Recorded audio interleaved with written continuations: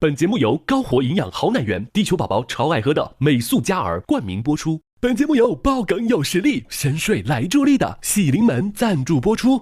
专注流感18年，累计守护亿万家庭。本节目由东阳光药特约播出。本节目由超丝滑的德芙赞助播出。本节目由31年销量领先、再创耐用新纪录的南孚电池赞助播出。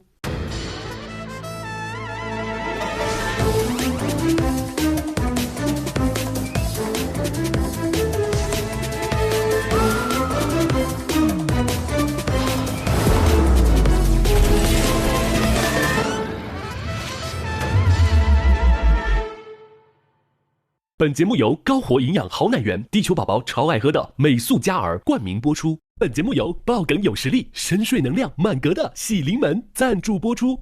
专注流感18年，累计守护亿万家庭。本节目由东阳光药特约播出。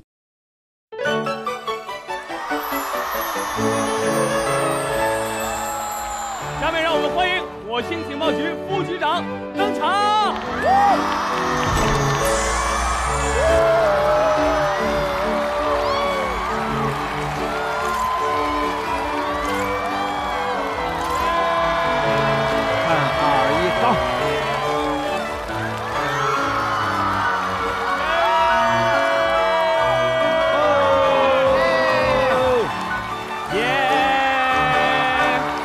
谢谢各位，在地球开会是最烦的，在火星开会是最爽的，因为我们是火星情报局。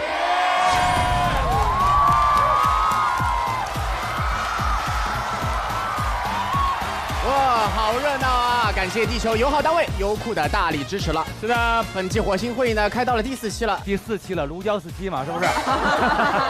但是非常开心啊，因为我们这个脱口秀的朋友们啊，他们就只会脱口秀吗？他们不仅会脱口秀，他们还会玩手机啊，他们有很多的才华还没有展示完呢。所以说我希望脱口秀的朋友们永远在，好不好？赶快介绍我们的今天的脱口秀厂牌新的朋友们啦 ，Come on！ 哎，来吧，有请啊，今年是咱们最成功的跨界脱口秀演员严和祥。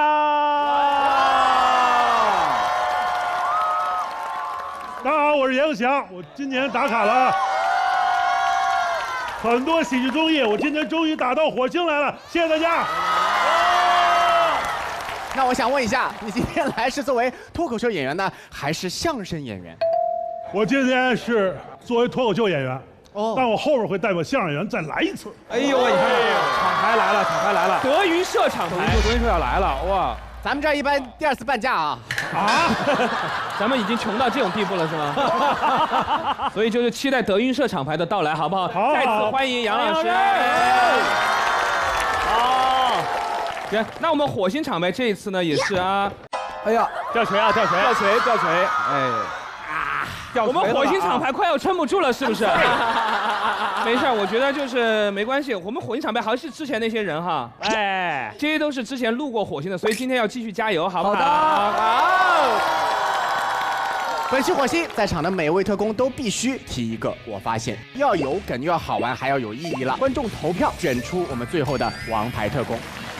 而且今天呢，我们都是这样的，因为每一次呢，大家表现得好，我们要喜上加喜。大家看见没有？谁说得好，我们就给他加个垫子，好不好？哎，然后希望他越垫越高，位置越来越高。但咱就是说，您要是万一没发挥好，或者观众朋友没听明白，但是我们要给您台阶下，这是个有爱的节目，这就是我们的台阶，哎，台阶啊。谁要是说垮了，就从给自个儿下个台阶，好不好？哎，很好，很好，太棒了，想得很周到啊！来了，那我宣布，火星情报局第7季第4次会议正式开始。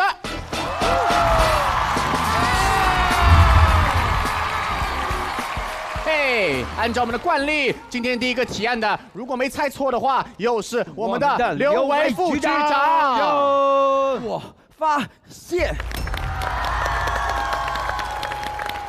我发现丘比特最难当。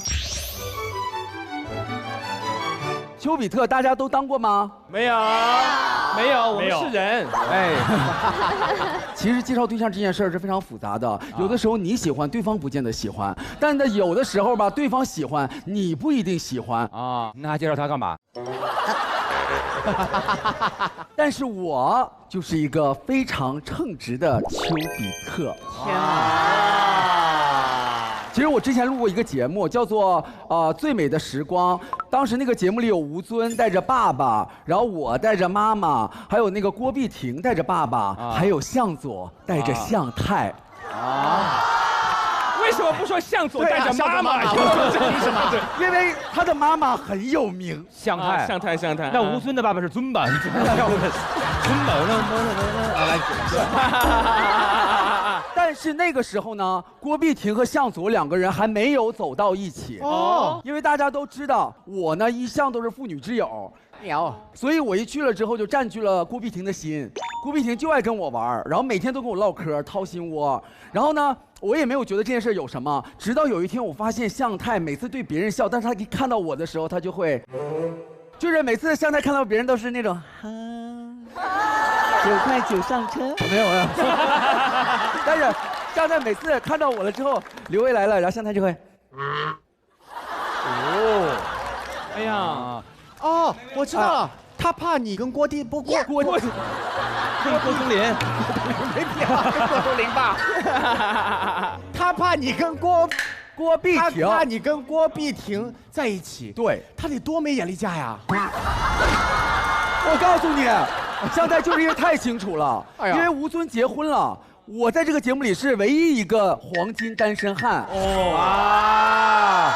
最抢手，最近黄金掉价啊！来，黄金跌了，黄金当爹了，这。所以当时向太其实当时对我有一点点就是那个畏惧心，但是我那个时候也不知道。可是你也知道我这个情商很高的，我在缺这个节目，你以为我最爱的是郭碧婷吗？哎，我最爱的就是向太，向太。来，打死这样打你！所以我那一刻我觉得谁都可以不开心。向太不能不开心，于是我们当时有一趴是在过年的时候，大家都会对彼此说祝福话，然后很多人都是说祝大家新年快乐，恭喜发财。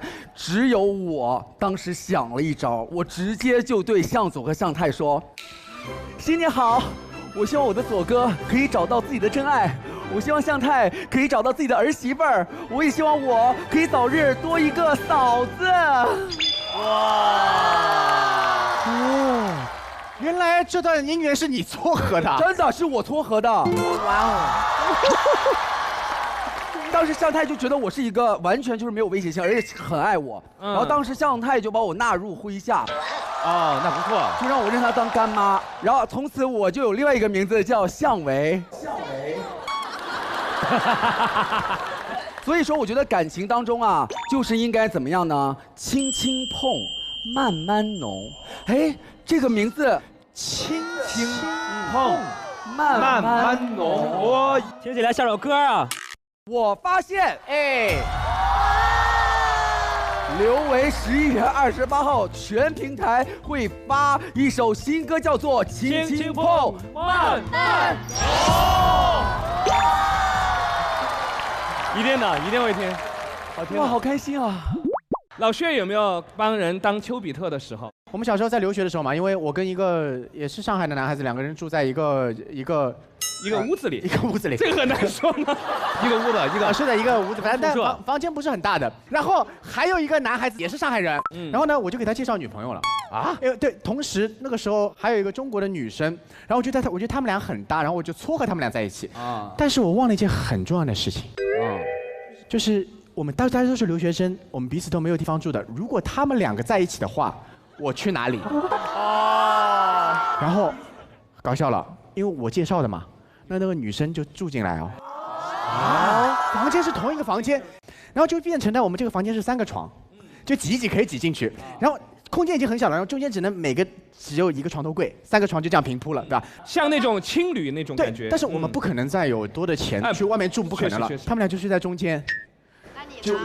我睡在两边，你知道住了大概有1、2个月还多他们俩就一开始就悄悄话，啥，你爱不爱我？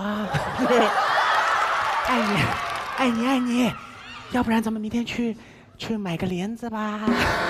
买个帘子，他想把我们隔开一点。睡在中间要买2条帘子，我就旁边接话了，你可以睡最旁边去，买1条就够了，就很尴尬，你知道吗？总的来说，我认为丘比特就是让彼此认识了就行了，具体未来怎么发展都是各自的课题。如果你们一旦把它弄得很紧密，感觉你会背负很多的责任在身上。对对对，还是希望大家都能够找到自个儿的爱啊，能够永远去相爱。好了。下一位就黄子来，好不好？好，那就直接来吧。我发现，我总是被人发现。啊，你总是被人发现？星探吗？是这样子的，其实我这个人从小有的时候一不小心就是偷感很重。你偷的东西主要是什么？是东西还是人类还是什么？偷感。老薛，你如果实在不明白的话，你看看我。明白了吗？明白了。现在的我啊，没有，大家也知道，就是当你在有些时候一不小心偷感的时候，你无意识的一些行为会被旁边的人发现以后，就引起一些不必要的误会。什么误会？那小的时候，当时有一次跟着我的爸爸妈妈，我们一起去一个博物馆啊，因为小的时候嘛，很小嘛，很矮嘛，就差不多。得看，也不至于吧？哪有这么矮？那是什么？爸叫汤姆跟杰瑞是吗？就是有这么点儿吗？那不是小老鼠。在6、7岁的小学的时候，在爸妈腿旁边嘛。是。然后出去要人群的什么时候容易走丢，我就牵着妈妈的手嘛。那是。但是呢，因为我那会儿就是，其实我妈有的时候手懒得拉我就抓着她的包嘛，懒得拉你。然后完了以后呢，我就是在逛博物馆呢，我看到有一个这种就是很吸引我眼光的东西，我凑过去看的时候手就松开了。那过一会儿下意识我就再把手抓回去嘛。对。这是因为我那会儿小的时候从小多动，我喜欢玩我妈那个包上拉链，我就玩，然后结果我那天我也在正常玩，拉开，但是这次拉开以后，歘，怎么说？有一个劲儿揣走了，我一抬头，一个陌生的阿姨跟她老公拉错了。然后他就眼神巨凶狠啊！我整人我慌了，我当时那么小，我说完了，好，这不是我妈妈，没事，赶紧叫妈妈，又喊妈妈，没有必要吧？要反应快，妈妈。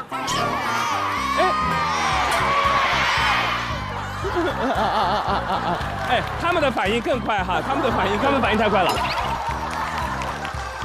我那会儿反应没有那么快，真的年太小了，然后很慌，我还没反应过来，那阿姨就大喊着：“喂，你在干什么？”天哪！我就感受到，然后就所有的眼神都看过来，场景很吓人。我就听到他们有人在议论说：“哎，谁家小孩呢？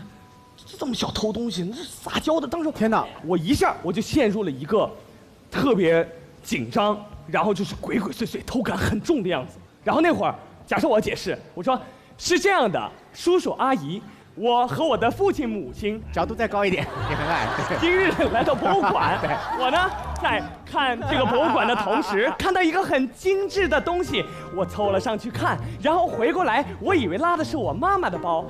这段一定快进了。对。同时呢，我妈妈平时的包，我喜欢玩她的拉链，于是我在这个时候不小心拉开了您的拉链。如果我这么说，您信吗？不信。呸！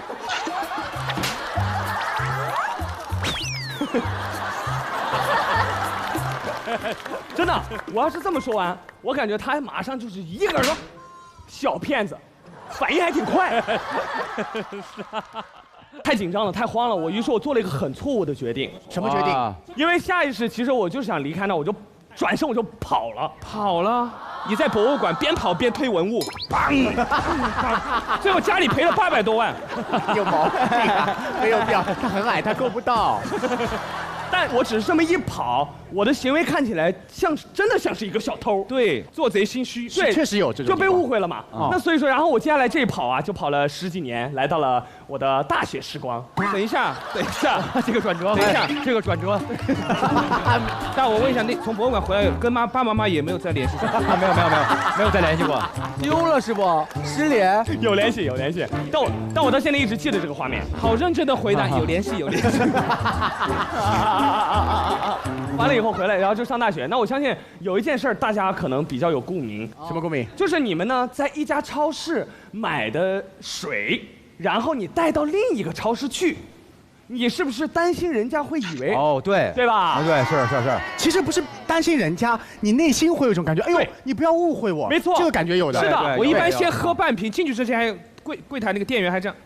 先给他看一下啊，对，但是桶装水呢那种，也先喝半桶，然后有病啊！我拿桶装水去逛超市啊，对不起啊。当时是我跟朋友跟同学打完球，然后我就带了2瓶水嘛，就帮他买。然后路过另外一个超市的时候，我寻思再买点吃的嘛，有点饿。我进去以后，我就随便我把水往这一夹，我就开始逛。哎，我开始逛，我看到有吃的，我说哎这边吃的不错，过来一看，哎，这个货架上这排水。跟我这儿嘎吱窝下夹这俩东西很像，一模一样啊！人家超市也有。那个时候我又马上陷入了一个非常我小时候的恐慌状态。哎呀，鬼鬼祟祟，偷感很重啊！我一瞬间，我当时慌了，我说完了，左右看，貌似一代神经病。为什么呀？李揣，为什么呀？怎么回事？因为当时就紧张了嘛，因为我一紧张那个时候我就没法，又是错误决定。是的，哗，我往兜里一揣嘛，哎呀妈呀，假装淡定的，买点吃的，拿手里啊，啪。往那个收银柜台一丢啊，问结账，结果那个店员他就看着我，他就说：“水拿出来吧，我这儿有监控。”完了，我没拿呀，那你兜里是啥？水啊！然后我当时我就没法跟他解释啊。那下午假设我要是真的解释的话，我说是这样的，我呢下午和我的同学打完球，我在隔壁的超市买了2瓶水放进兜里，快点快点。进来以后随便本来想溜达的时候，看见有相同的水，于是呢，我害怕引起您的误会，把它顺便放在了口袋里，向您结账的时候才会出现这种尴尬情况，您信吗？我当时，如果我要是这么说的话，其实结果就只有一个，他上来啪一个耳光，大骗子，反应还挺快。call back 了 ，call back 了。对啊，其实说句实话，我是可以把这个事解释清楚的，我是可以花这个时间的。但是我回头看向整个商店，后面还有排队的，还有好多人，又看向你了。他们就是都是这样子，然后你还能买？博物馆就是你。对，别装了。三星堆那根柱子就是你偷的，哼。三星堆少了一堆。谁这样？没有，所以说我没办法嘛。然后当时呢，我只想把这件事快点解决掉。对啊，我就直接把这2瓶水的钱给他了。你疯了！你这样反而是承认了。当时我还说，我说这钱我又不是给不起。但是我后面发现，我好像给他们的感觉，我还是一个要面子的骗子。还真是。真的，然后我就没办法嘛，我当时我就赶紧我抱着水，我闷着头，我啪我就冲出去。我寻思我说太尴尬了，我要找个地方躲起来嘛，我就一头往前冲，直接跑进了对面马路的一个超市。我为了避免情景重演，拿着2瓶水出来，我就在那喊，我说这是我买的水啊，这是我买的水，往头上倒，啊就开始喊，这我买的。给他炫一个，就这样。其实我想说的是啥呢？就是如果大家真的遇到这种各种误会，还是建议大家当面解释清楚。是的，我们会的，因为真相会不会害怕麻烦的啊！如果你转身就跑，那麻烦可能真的就追上来了。因为说到这个偷感，我最有发言权。Look at me，Look at me 是什么意思啊 ？Look at me 啊！我就是都上过热搜的偷感艺人，超绝偷感杨迪啊，就不知道为什么大家都觉得我这个样子就是不偷都像贼。我其实不是很爱偷，我单纯就是眼睛小，然后有的时候比如说大家看旁边的东西，当然会转头看嘛，我都习惯。我就这么斜眼一看，没有必要有这个习惯嘛。我懒得转头，看得到，奇怪，这个人看得到，看上去很猥琐。所以经常就让大家觉得我老是鬼鬼祟祟的样子。比如说我生活中去那种环球影城玩，有人看到我了，拍了张照片，人家以为我是人贩子。来，请看，是有一点哦。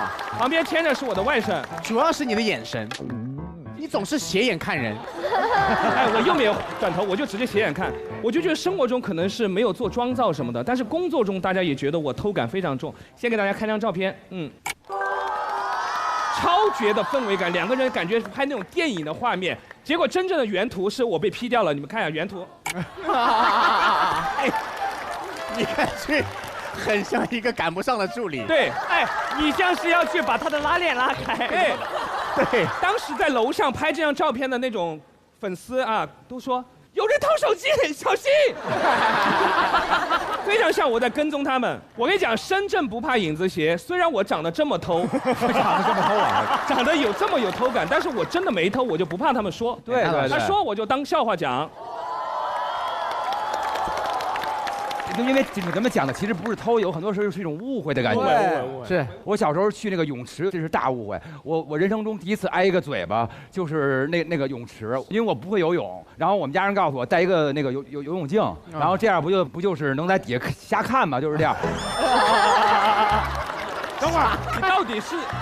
你们在干嘛？喂，听我说，我们戴游泳镜不是为了瞎看，只是为了睁眼潜水。我带着游泳池那个镜子就到这儿了吗？不是，越来越翻，它就掉了。然后呢，我就找，然后这么着，因为我也不游泳，就这么着在这头找，然后找半天，再起来，然后刚一睁眼，一女的给我一大嘴巴，就为啥呀？因为我整个过程是一直追着她屁股的。我天哪！哦，那这个你没法解释。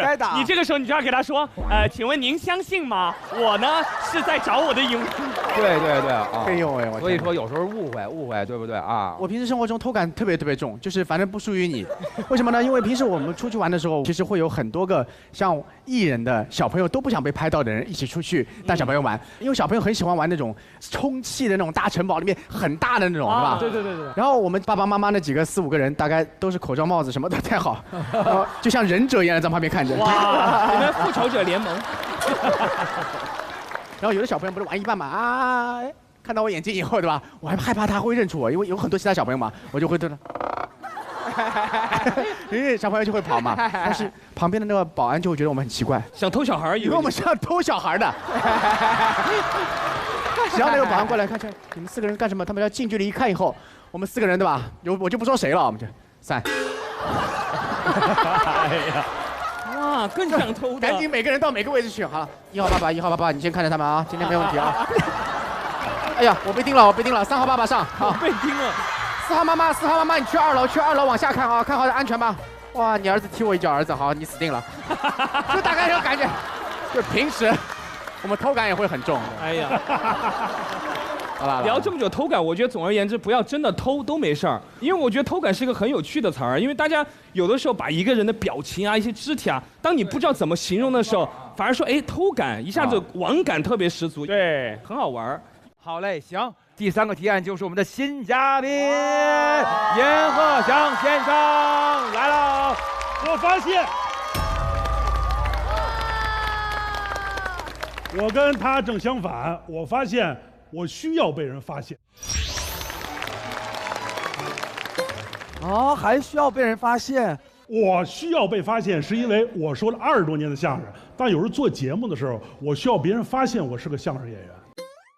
还需要吗？不需要啊，老师。那时候我跟郭麒麟录一档喜剧类综艺，我不说是哪个啊，反正也不是你们单位的，也不是你们单位的。还说到底哪个单位？哪个单位？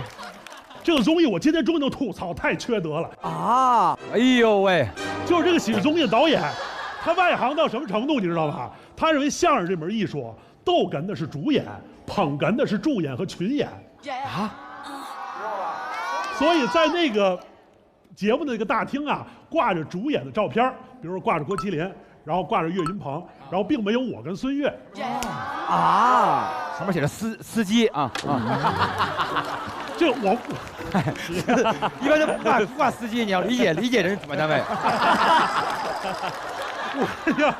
我并不纠结挂不挂我照片啊。等入场的时候出事儿了，我和郭麒麟穿上大褂以后，往那个场子里走，俩人，工作人员陪着，工作人员呢都有工作牌，只有我跟郭麒麟没有工作牌。然后往里走的时候呢，保安明显就犹豫了一下，他分辨一下有工作牌，一定是工作人员，咔放进去。郭麒麟一看这个照片也是放进去，到我这儿咔给我拦那儿了，没必要这么拦吧？哇，还挺美，还是这样的啊。然后我就拦这儿，他们都进去了，我也证明，我说我是相声演员。然后那保安一看我就是，照片没有你相声演员穿的跟郭麒麟一样，一看就是狂热的粉丝。我以为你买了郭麒麟同款。还有一次，我们德云社有一回龙字科招生，你们知道吧？知道。在线上招聘，我呢受单位的要求要来一场直播招生。我在外地一个酒店正在住着，赶巧了那天我一个朋友从外地给我寄了几箱宁波的那个酱青蟹，你们知道吗？一种宁波的美食，他给我寄了4、5箱，我就堆在我这个酒店的堆着一摞。我临出门之前呢，我吃了几个，就把姜枪蟹放在这个桌子上了。然后晚上我就下楼去吃饭了。然后刚走到下饭馆的时候，酒店服务员大堂给我打电话，非常严肃地批评我：“您好，我们这么高档的酒店，您不能在房间里直播卖海鲜。”就是那些螃蟹们已经自己开始直播卖海鲜了。什么？今天我88一斤哦。好奇怪的笑话。然后我就百口莫辩，我电话里跟他说：“我说我是德云社，我招生说相声，我没有卖海鲜，我真的不是卖海鲜的。”然后那个服务员听了半天，反正您不能卖海鲜。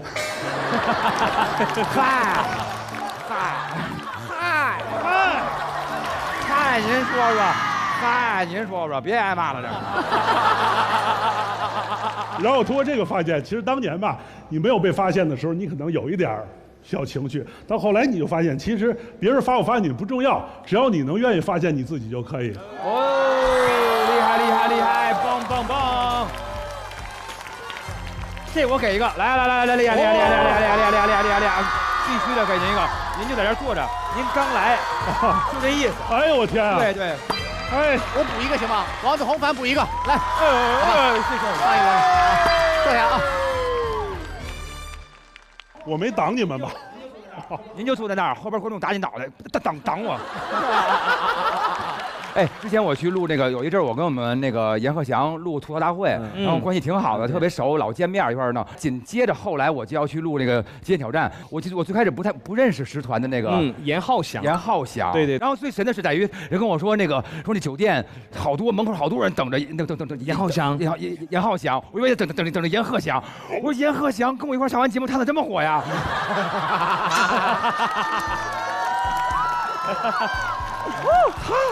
他怎么现在这么红了？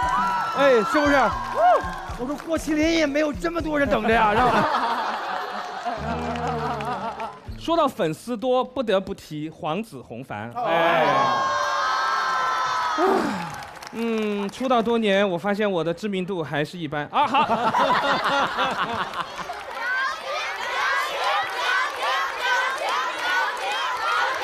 好，谢谢。杨迪老师，你知名度肯定是够的，那个吸引力不，主要是吸引力上。因为我们一块儿录节目，尤其是录何老师我们一块儿的节目，何老师都会组织大家吃饭什么的。然后我有个习惯，台里如果拍了车在下面等，根本你玩不开心，你总觉得有人等着你。我就习惯就是让师傅就回去了，然后有什么我就自己打车，我到哪儿都打车哈。然后我跟黄子弘凡我们又是住一个酒店，那次结束之后我说我打了车，我们一起走就好了。但是我忽略了黄子的一个吸引力、号召力啊！那会儿都已经晚上1点多了吧，下来之后，下面就有好几个女孩就在那拍，就开始怼上来拍，那种打着光杵在脸上，下班快乐，下班快乐，就这种，杵在脸上。我在旁边跟着我说不好意思，妹妹们不好意思，让一让。哎，就没管我死活的，开班快乐，下班快乐。我说不好意思，让一让。结果那个师傅又停得特别远嘛，我们就要走很远去打车。我这走着突然之间说，妈呀！旁边是迪哥呀，我还以为哪个助理呢，因为我一直在那边拦。然后黄子当时也说不好意思，这个是我们私人行程，就不要再拍了，不要再跟了，谢谢，还是很有礼貌，大家就上车了。一上车，司机一看到那么多人打着光怎么上来了？没跑，他还停得很远嘛。他一看说，哦耶，这么晚了还这么多人，干什么嘞？完全不知道我们俩是谁，他以为20几个人都要上他的车。哦耶！结果就只我们俩上了，就开始往酒店走。我跟你讲，我当时还联系了工作人员，说我们已经上车回来。结果那天那个师傅可能觉得我们俩有问题吧，开特别快，嗡就到了。工作人员还没到酒店楼下接货。我觉得那些女生之间应该有互相那种，对，出发了，车牌号多少，哔哩吧啦。到了那边以后，师傅一停，我们不敢下车，因为酒店门口也有很多人在那边就在看是不是那个车，在那看。哦耶！那个师傅懵了，他说：“哦耶，没有这个必要吧？这些人不会也是要等你们的吧？”然后我们就这，我说师傅是，我说师傅稍等一下，我们等人下来接。1点多了，只有一台车嘛，那些所有的女孩子们、粉丝们就开始观察，梆，没有必要吧？植入大战僵尸啊！但是他们就是因为那个车玻璃两边的比较暗，他们要走到前面。梆，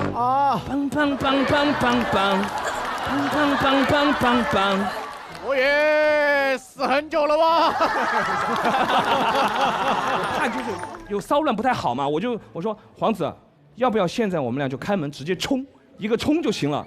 师傅听到我们说了，哦耶，我觉得你们走不掉喽。还好，最后工作人员下来以后，我们就顺利接上去了。整个反正司机也不知道我们是谁，他的粉丝也没认出我是谁。但是整个行为，我个人觉得哈，就是如果你喜欢哪个艺人，看他的作品，听他的歌，对吧？看他的演唱会最好。不然的话，司机也觉得很为难，会对你们哦耶。哎呀，说到这里，我再加一个故事好了哈。好了。大家千万不要忽略，就是小朋友认识艺人的这个范畴，因为小朋友就是路人盘，未来的栋梁，对吧？如果哪个艺人，如果小朋友都能认识，说明他这个受众还是非常大啊。所以呢，我们火星情报局的一统的孩子认识我，认识我。哦耶！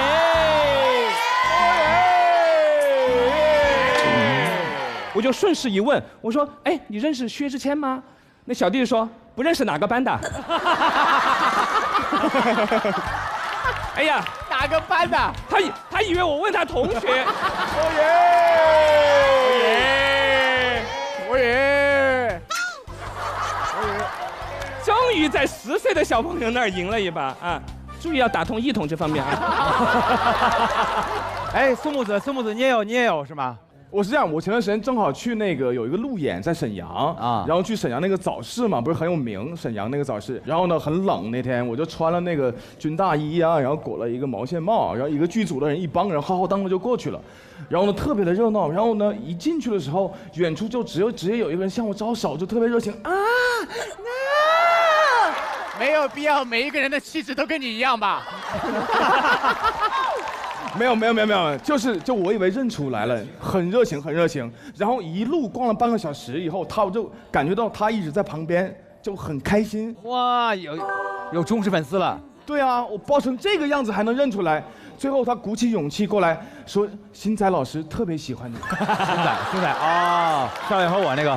后来我说签个名，后来我又怕揭穿他。你签的刘波啊？我说我签松木子也不合适，人家觉得很难堪。我要签新仔，我又觉得很难受。冒充，你签的是新子。什么破玩意儿？新子，神经病！你发现没？宋木子每次来我们节目，他都有一套完全上下一模一样搭配的花花的这种衬衫。哪里做的？不是星星就是豹纹这种。还有这样的一个人。我知道，叫做张绍刚，对，张绍刚老师。哎，你的衣服是跟张绍刚老师坐在同一个地方做的吧？没有，他穿完我就会继续穿。但是这一套就是特意火星啊，而且他的袜子永远没有黑白，都是5颜6色。你看，哦耶！怎么了？这个袜子？这袜子怎么了？这袜子是我这个月看到最丑的哇！太丑了。既然你已经站起来了，你有没有今天的提案？那当然有。我发现真正想你的人会用一切办法来到你的身边。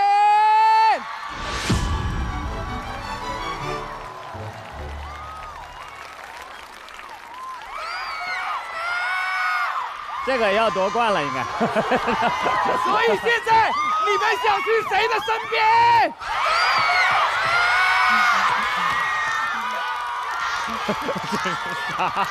还嫌不够吵吗？心里想 ，Why tell me why？ 好了，好了，安静一点，走，搞个走心的。现在大家没有吵，是你整的这么吵。好，我搞回来，音乐。音什么乐？哦，音乐。哇，你奇奇怪怪的造型要来了。坐来了。哇，好奇怪的造型。我想踹他。你要弄死他啊！来。啊！有毛病，他有点毛病。我觉得，如果一个人真的想你，一定会用一切办法来到你的身边。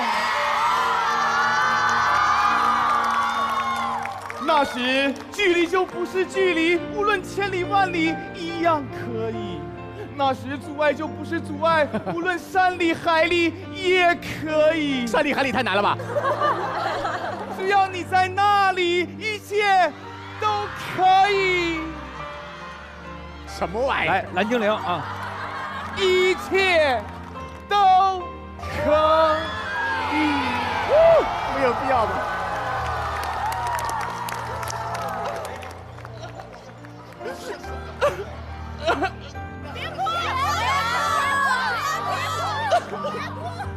好的，谢谢大家，我这趴结束了。通告费也太好赚了吧？莫名其妙。他就是他的表演特别像那种随时在做足底的感觉，是不是？刚才这是一个小铺垫，为什么要说刚才一个诗朗诵呢？因为现在讲这个故事怎么说呢？它是一个非常有温度啊，非常热辣、非常滚烫的一个故事。哦，听来说来听听。就是真正想你的人，一切他会来到你身边，想尽办法。所以我要讲一个在东北澡堂子的故事。什么玩意儿？东北人真的很热情，那很热情，那是，又好客。但是呢，在有些地方可能就不是那么的合适。真的吗？比如说，哦，搓澡的时候，一边搓你苏木子吧，这是。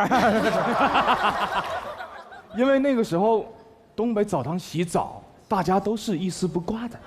现在也是，以后也是，就很坦诚，你进去就，啪啪啪，全部搞完以后，全部搞完全部搞完。我说今天好好放松一下啊，我就爸妈去洗了，然后开水洗啊，正在那儿洗刷刷，然后突然从后面就有一个人拍我的肩膀，这边在淋着洗刷刷，后面就为什么对，大哥搓澡吗？后来我一转过去，我一看，哎。是一个大哥戴着金链子，怎么回事？不会惹事儿了吧？我说那个，刚才买票进来了呀，没有偷进来啊，不像你这样就偷摸进来，没有。然后大哥非常狠，说，哎，干啥呢？我当时就说对呀，我说这不是显而易见吗？干啥呢？显而易见。我说那哥我洗澡呢，说那个你咋的了？是不是宋子？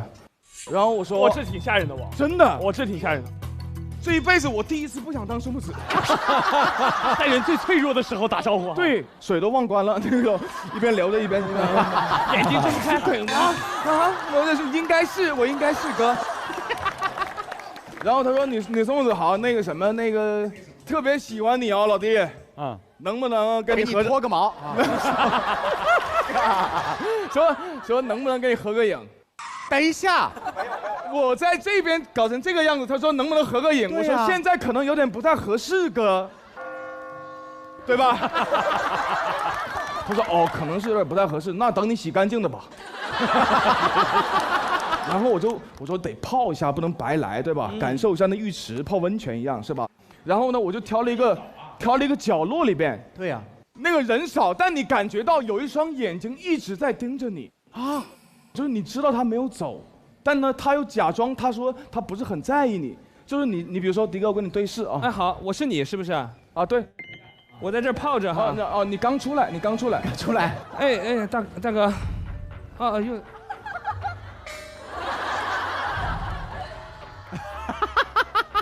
大哥在浴室里，没有必要吧？浴室里。两个人不知道在拉扯什么，就是那个时候好像很暧昧，好恐怖。对，我说算了，就躺下了。你看池子就躺了，直接就蒙过去。哎，对，就闭眼了。这边我一睁眼，你在对面了，完了。我当时想完蛋，就像这个和那个严老师这大哥对，这个距离。大哥就微笑着看着我。OK， 逮到你了洗干净了吧这回？好恐怖哦！我再一睁眼，这个位置就空掉了。哎，大哥，哇，大哥已经到他肩上了，是不是已经？我大哥啊，你怎么上来的？一睁眼，突然发现大哥不见了，我还找了一圈，然后你就发现这个水里面好像有一个潜水艇，像一只海象一样，真的在啊！这边在咚潜过来。然后就像一个小可爱一样浮出水面，嘟，躲开我这儿！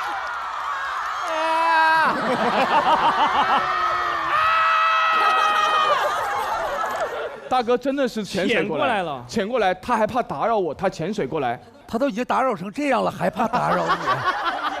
哎，我想问一下，最后拍到照没有？最后合上了，在外面。对，在外面，在外面。哎，其实那个大家就说半天那个澡堂这事儿，其实就是说这句话很浪漫的啊，会用一切办法来到你身边。没错，其实身边有这样的人，你知道有那个外卖小哥就是这样的人，一定会到你家门口啊。之前我看那外卖小哥不是有那个监督他那个行程，我说你是不是走反了？他说不管去哪里，终点都是你。你看看，就是人家就有这样的，是不是啊？人家用尽一切方法让你能够开心。其实就在这个故事上，就真正想你的人会用一切办法来到你的身边。回想起来，我很惭愧，我其实今年1年都没有回家。然后去年的话，我其实是大年初1到了家，初3我就进组了，就整个1年可能在家待了，就可能就大年初2那一天的时间。哎呦喂！所以我回想起来这个故事，我跟导演组说，我说我身边，比如说爸妈他们没有待在我身边，这是真实的。所以我想讲这个事情是什么意思呢？就是因为他们平时也不会给我打电话，打得很少，他们怕打扰我工作。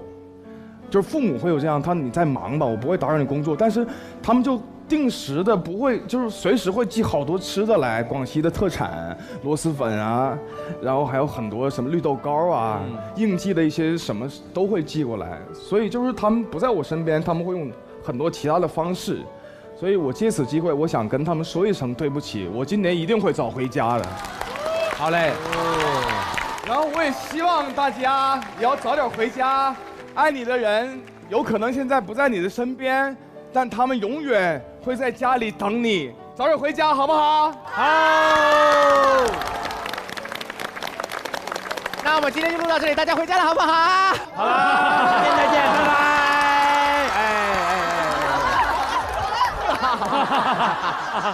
那就来都来了，来一首宋木子《想见你》，一首新歌。什么词儿来着？哎，确实是新歌，新歌，太新了，现编，这即兴的。想见你，只想见你，未来过去，我只想见你。这是你的歌啊！穿越过千个万个时间线里，人海里相遇。想见你，想见你。喂，从不知想见你，想，从不知想见你，从不知想见你。为什么呀？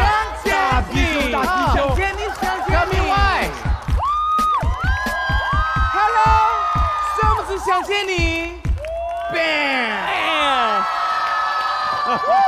还是得有代表作，哎，不开玩笑，他在演的时候啊，彩玲姐，她全程是这样的，错愕、疑惑。你没看过吗？我但凡不穿这鞋，我起来就上厕所去，真的，我不敢穿，送你去。行，挺好，还是很感性的一个人，木子。有的时候这是角色的需要哈。谁好好唱歌，谁愿意在那搞笑了，是不是啊？对啊，刚刚他说，我们其实在座的很多人可能都没有很多的时间都回去见父母，对不对？他还在那边尽力的逗大家笑，这是我们的一份工作嘛，对吧？也希望每个人啊，家里人平安、健康、幸福，好吧？哎，行嘞，到了我们王冕掌声鼓励。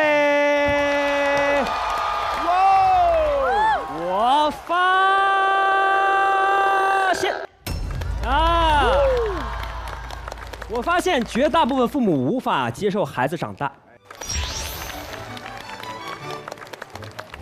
哦，因为在我们具有自我意识之前，其实跟父母是非常亲密的，没有性别，对吧？然后也没有什么羞耻心，一起吃饭，一起睡觉，甚至一起洗澡。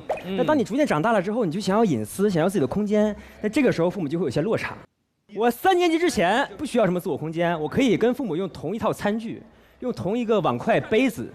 等一下，家里人是一个吃完下一个是吧？爸爸说吃完了给妈妈啊，妈妈吃完这套碗筷再给你。对，还有家狗是吧？一个碗转着吃，大家，你一口我一口，来大圆桌，大家全家人走。比如说一个杯子，我爸喝完之后说你喝一口，我就喝了那很正常。但是3年之后，我就突然发现，我就要向他确定一下这个事情。我说这个杯子你有没有用过？你开始介意了。对，我就觉得这是别人用过的东西。然后我就发现我爸突然开始有落差了，就说哎这孩子怎么长大了？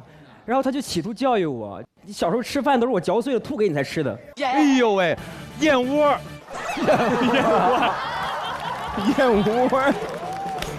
然后我爸有段时间他就为了报复我，他就给我挖坑，因为他发现我就是不用他用过的任何的这些杯啊、什么餐具什么的。有一次他就给我倒杯水，说这个新杯子喝吧。然后我就在那喝，我爸也没管我。喝完之后，我爸看我舔了一圈。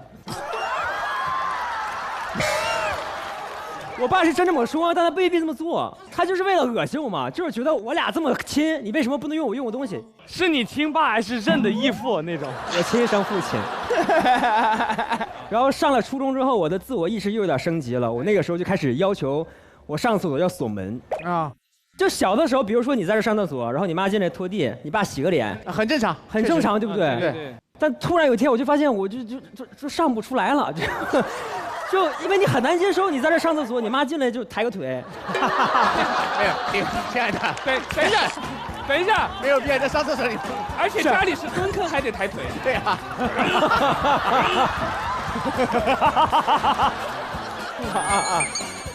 在家里跳出wave来了是吧？然后我就要求锁门，然后我就发现我父母又开始受伤因为我家从来没有出现过锁门那个声音，一般都只是关门咔嗒。对。但是咔嗒咔嗒的时候有2下，就开始敏感了，心碎的声音。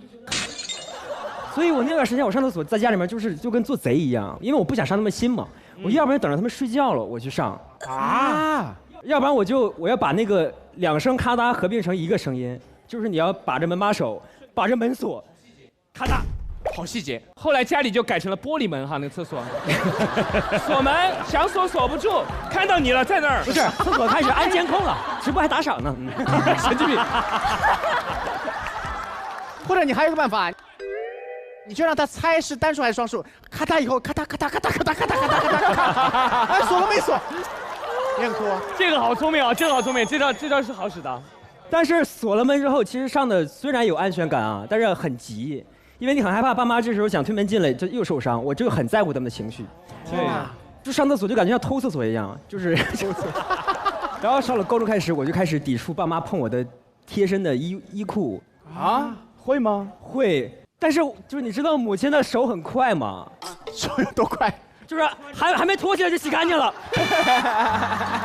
穿着洗。刚回家，妈妈，我回家了，洗完了，洗干净，现在开心对，在身上风干。那你洗澡时候穿着洗不就完了吗？你也干净了，裤衩也干净了。对，这是一种解决方式。你真干过呀？当然啊，或者是你自己换完之后直接洗掉嘛。但是母亲就会觉得，哎，怎么就是你突然就是不让妈妈洗了？怎么嫌弃我了呢？所以这个时候我又要保护我妈，所以我就会准备一条单独的内裤。就是她会2、3天在家里出现一次，就专门供她洗的。什么？天哪，王冕，专门准备一条，就是孝子裤，是吧？就。然后去年夏天我回家，我提了一个我觉得绝大部分中国父母不会接受的一个要求。什么要求？我说你进我卧室要敲门。他需要自己的空间。我家也是，我告诉你，我家所有的人都会敲门，爸爸什么都会尊重我，都会敲门进来一下，只有我家阿姨不会。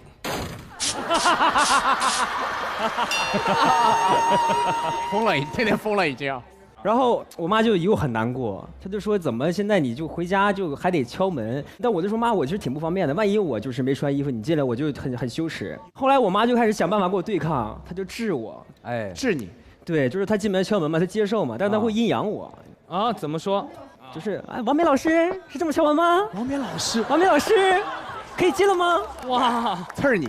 对，我妈就开始阴阳我。然后有一天，我妈想到一招，我妈就敲门进来，然后聊完天就是去客厅嘛，然后我就开门去客厅找她，我妈就说：“哎，你怎么出来了？我进去敲门，你出来要敲门啊，我在客厅啊。”好有道理，对你好用啊！可以啊，我无法反驳，非常合理。所以我跟我妈有一段时间在家里是有这种拉锯战的。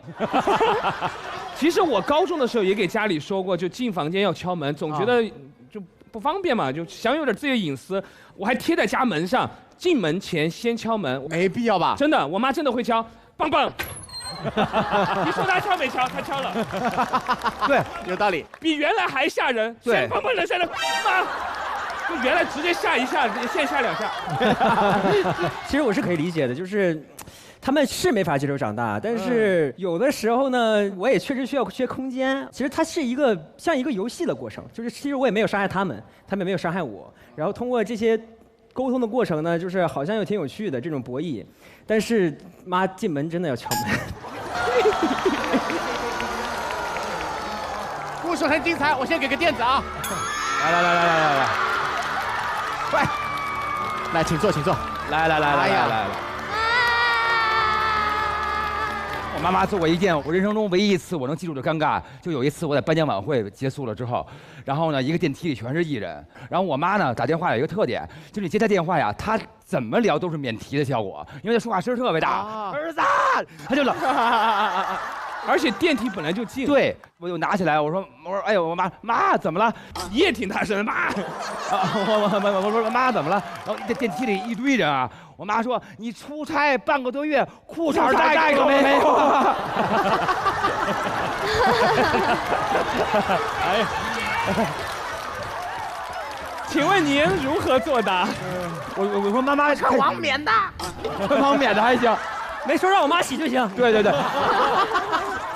对，现在家里打电话可能在意的最就是有没有按时吃饭，还是去哪个地方，那个地方是不是冷，应该多穿点什么，还是这些叮嘱，对吧？是，大家都可能都有一个共同的感觉，就是说无论我们多努力，然后很少能受到爸爸妈妈的夸奖，会吗？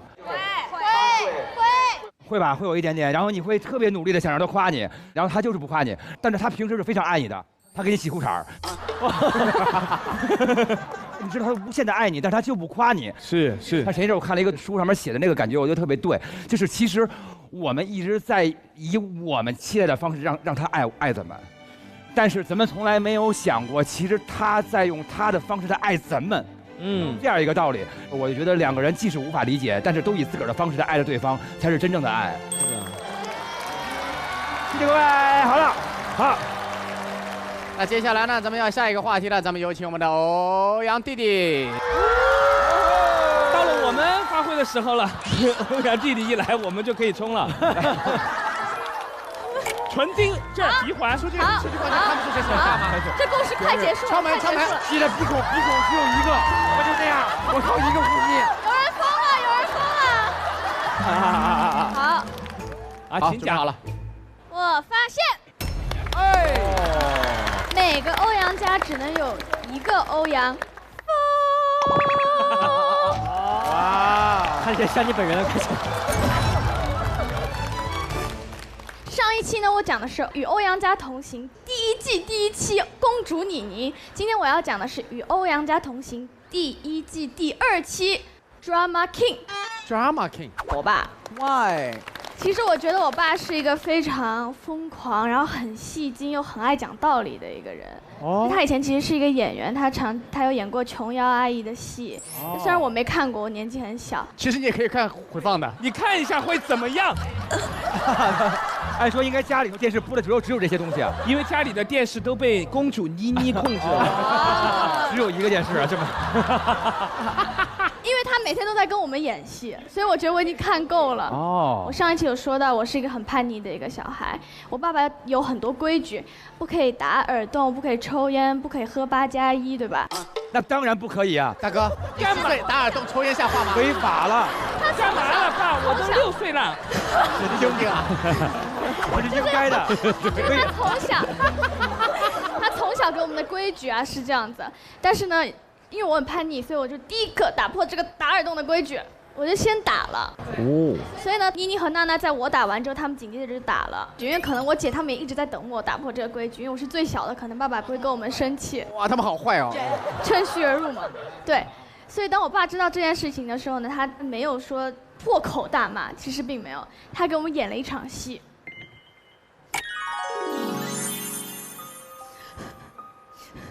啊，就是哭了。爸爸好难，他说我知道小孩长大了，你们有你们自己的想法，可是不过你确定爸爸是这样？你要不要好好演一下？哎，爸爸马上说 ，I'm a single daddy, I'm a single daddy。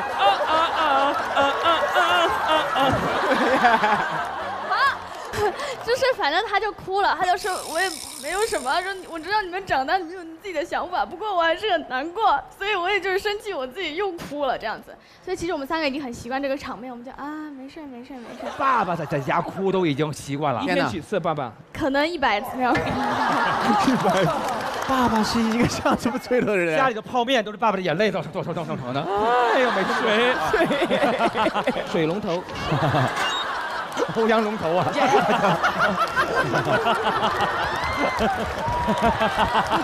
你不用理我们啊 ，I'm sorry。I'm sorry。他就是比较喜欢演，就是可能会让我们觉得有同情感，对，但其实我们没有。所以我发现我爸不止很抓马、很抽象，我没有办法预料他的下一个行为。这是发生在我姐身上。有一次妮妮做了什么事情，反正我爸就进房间念他，他有敲门啊。然后就你们家敲门高音的是？咯，又是那个环。哎，他们家养的是这个，你见过这钟表里布谷鸟吗？打出来了，有人来了，不是，对啊，就是，好，他就进去了之后呢，他说，宝贝，我告诉你这个事情你不能这样，不能这样。然后其实我们都会被他念得有点烦了嘛。然后我姐就说，哎呀，你不要再念我了。他就说。你说我念你是不是？那我现在就唱一首念你给你听。哇！我的字典里没有放弃，因为已锁定你。你是说你爸爸突然间聊着聊着天就会这样吗？是的。哇，随时带着麦霸，哇！为什么？对呀，是真的，而且他不只是醒着的时候很抽象，他睡觉的时候也很抽象。他有一天跟我们说：“宝贝，你知道吗？我做梦做了一首歌。”我说：“啊，什么意思？”他说：“我跟你讲，我还录下来。”他就播了那个录音。哦，我的朋友，让我们把气氛带起来，让我们手牵着手，心连着心，迈向未来。哟。哦，迈向未来。他爸在睡觉的时候说把气氛搞起来，太吓人了，搞起来。他自己把自己怎么录音的呢？他睡着的。他就是他睡觉，他醒了，他说：“哦，这个旋律好棒，我不可以忘记。”哦，醒了以后啊，对，然后他后来就这首歌会贯穿到我们整个家庭聚会，偶尔就是会觉得气氛到了的时候，他就站起来，哦，我的朋友这样唱歌。没必要吧？这么难听这个。好恐怖！我爸爸是这样，我把他打死。我的朋友。近期呢，我爸刚生日完，我爸生日的时候，他其实会请好几桌的朋友，结果就发现有一桌，我不知道他们是谁，但是有几个朋友我认识，是跟我爸一起洗澡的。天哪，不会是宋木子吧？是吗？是我在那里。一起洗澡的朋友。我搓澡的时候不太会叫。现在帮我搓澡，交个朋友吧。而且我有病啊！要不他会说朋友们一起来，就是这样一个人，喜欢无论什么时候都唱这个歌。那些叔叔上桌吃饭的时候都这样。我们吃完了，我们先走了。吃完了。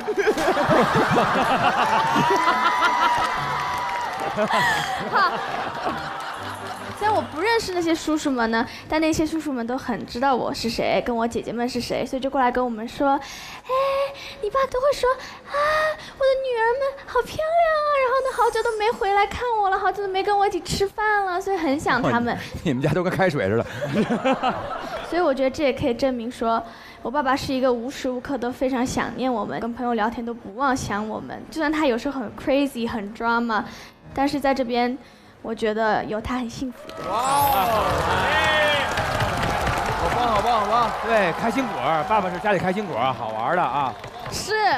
说明爸爸特别爱他们，把孩子当自己的骄傲哈。我们家有类似的情况，也有这种稍微疯一点的。小雨今天穿的跟毛阿敏老师一样。我也不知道为什么要穿成这个样子。你那个刚才金话筒呢？给他拿着，让他讲话。不用了，不用了。来一个，来一个。你就这样拿着说会很舒服的。对你拿在这里，就很像那个年代的。越看越像。你从哪里来？没有必要了。来，你说。因为今年录节目了嘛，就是从素人到了线上，我知道会面临各种各样的声音，然后确实网上他会有人好奇你的一些信息啊什么的。我跟家里说好了，我说就无论什么样的声音，你就当没有看见；无论有什么好奇什么，你就不要去回应就好了，就过去了。因为名气来得快，散得也快，我很习惯这个的。哎。然后家里答应的非常好。然后有一天呢，我同学给我发了个截图，说我帮你骂了这个人。他在一些营销号的评论区，就营销号把你信息嘛回复了很多你的个人信息，你家里到底是哪里的，哪个村的，在哪里上的学，谈过几段恋爱，全都说了。这种坏，这种不好。然后我说你先等一下，我看了一下那个截图，网名踏雪寻梅我妈妈。和微信是同名哈。踏破铁鞋无觅处，叛徒就在我家里住。一般有必要自报自己家门吗？他没有恶意的，他就是想炫耀，他假装是我邻居，说哎，我认识这个小姑娘，孝顺父母，能歌善舞，拿了很多奖，毕业就进了大厂。要不是字数有限制，我能拿那个找到工作，你信吗？然后呢，最后还假模假式的说啊，我就知道这么多。然后人家那个博主回他已经很多了。你是唐香玉的小号吧？但我知道父母都是很爱我们的嘛，他没有恶意，他就是爱你，就这样爱你，爱你，爱你。为什么呀？突然，全是这种灵针起手，吓死了！因为讲着讲着就要唱歌，完了莫名其妙，真的是。对，其实就是爱，我明白是不同类型的爱，我们理解。谢谢这位歌唱家，谢谢您，感谢这位歌唱家。好嘞，哎呀，今天我们的行程也过半了，各位特工呢稍事休息，还没有提案的特工可以再准备，期待下半场大家的表现啊 ，OK。